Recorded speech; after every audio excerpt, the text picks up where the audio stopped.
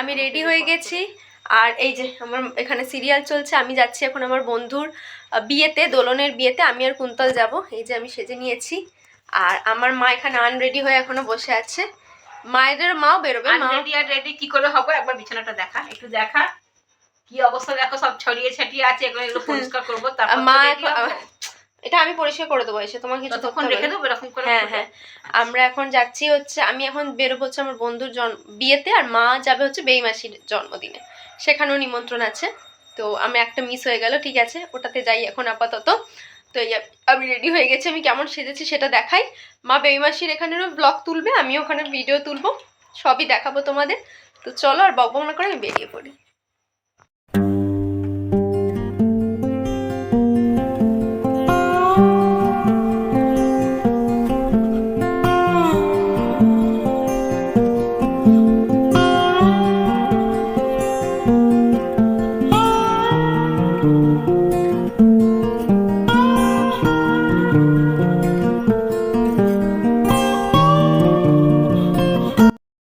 এসে গেছি আমরা বিয়ে বাড়িতে। একটু অন্য জায়গায় ছিল, বেশ দূরে। তারপরে যখন আমরা গেলাম তখন বুঝতে পারলাম খুব একটা দূর নয়, মানে আমরাই ভাবছিলাম হয়তো একটু দূর হবে। রাস্তায় একটু জ্যাম পেয়েছিলাম এই আর কি, ওই জন্যই দেরি, নয়তো খুব একটা দেরি হতো না। ওই 20-25 মিনিট, কি ম্যাক্সিমাম 30 মিনিটের মধ্যে চলেই যেতাম।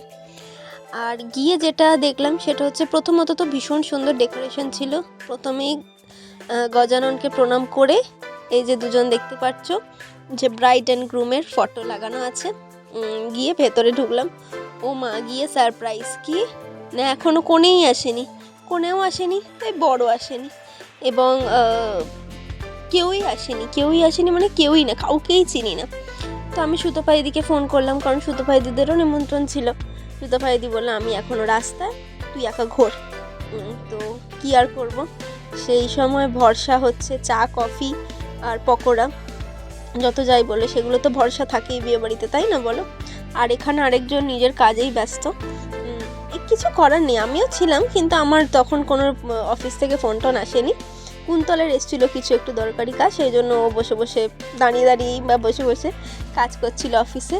আর এই যে দেখো, ফাইনালি আমার চেনাশোনার মধ্যে মানুষজন এসছে, সেটা হচ্ছে জেঠিমা, মানে সুতপা দিদির মা, মেজো মা, ছোটো মা, সবাই এসেছিলো। তাদের সাথেই আমি গল্প করছিলাম।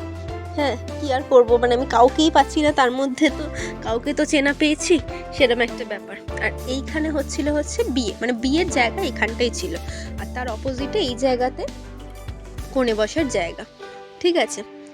আর দোলনের সম্পর্কে বলে রাখি, দোলন আর আমার বন্ধুত্বটাকে নিয়ে বলি, কিছু কিছু মানুষ হয় অনেক পুরনো বন্ধু, অনেক ছোটোবেলার বন্ধু এরম, আবার কিছু কিছু মানুষ মানে সেখান থেকে ভালো বন্ধু, আর কিছু কিছু মানুষ হয় 2 দিনের পরিচয় বন্ধু এবং সেখান থেকেই খুব ভালো বন্ধু।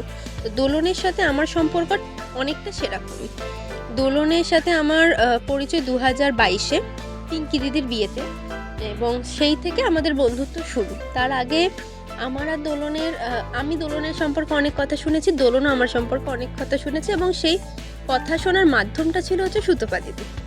সুতপা দিদি আমাকে দোলনের নামে গল্প শোনাতো, আর দোলনকে আমার নামে গল্প শোনাতো। তো সেই জন্য আমরা দুজনকে চিনতাম না, কিন্তু মানে দেখিনি, কিন্তু চিনে গেছিলাম। তো যখন আমাদের দেখা হয়, আমরা এমনভাবেই মানে কথাবার্তা বলেছিলাম যেন আমরা তো অনেকদিন আগে থেকেই চিনি।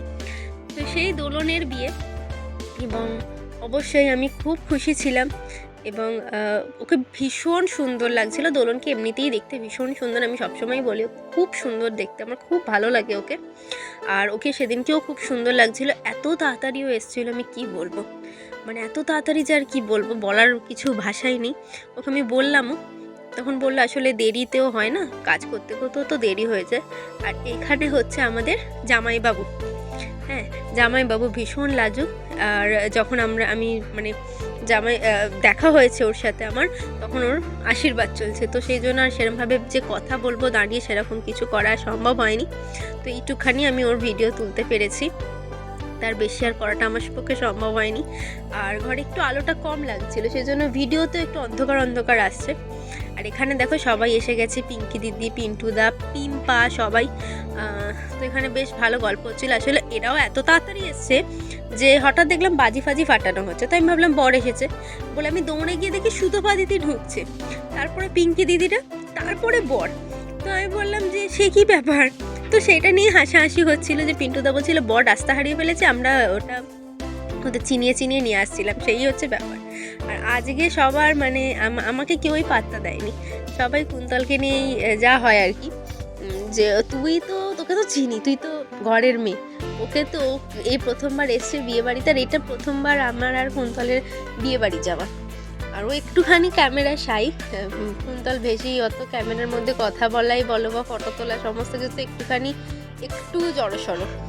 তা আমি যেমন মানে একদম এদিক ওদিক করছি, ক্যামেরা চালাচ্ছি, ফটো তুলছি, ও সেরকম অতটা না, একটু শান্ত স্বভাবের, একটু না ভীষণই শান্ত, তাও এখন আমার পাল্লায় পরে একটু হয়েছে আর কি। যাই হোক, খুব আনন্দ করে এসে গেছি মেন জায়গায়, সেটা হচ্ছে খাওয়া দাওয়া। অনেক কিছু খাওয়া দাওয়া ছিল, ভীষণ ভালো ভালো খাওয়া দাওয়া ছিল। তার মধ্যে ছিল কড়াইশুঁটির কচুরি, চানা মশলা, আলুর দম, fish finger, salad, kasundi, fried rice, mixed fried rice, chicken Maharani, তারপরে হচ্ছে চাটনি, পাঁপড়, মিষ্টি, আইসক্রিম, জোয়ান, মানে অনেক কিছু। এবং প্রত্যেকটা রান্না ভালো হয়েছিল। সবার শেষে আমি যেটা বলবো যে দোলন আর ওর হাজব্যান্ড খুব ভালো থাকুক, সুস্থ থাকুক, নতুন জীবন ওদের ভীষণ ভীষণ ভীষণ ভালো হোক, সেটাই আমি চাইবো। এবং আমি সবার কাছে এটাই বলবো যে সবাই এটাই চাও যাতে ওদের নতুন জীবন খুব ভালো থাকে। এই বলে আজকের ব্লগ শেষ করছি। দেখা হবে আবার নতুন দিন নতুন ব্লগে। ভালো লাগলে প্লিজ লাইক, শেয়ার, কমেন্ট আর সাবস্ক্রাইব করো। পাশে থেকো, দেখতে থেকো সেটার সাথে সারাদিন। দেখা হবে আবার নতুন দিন নতুন ব্লগের সাথে। আজকের মতো টাটা।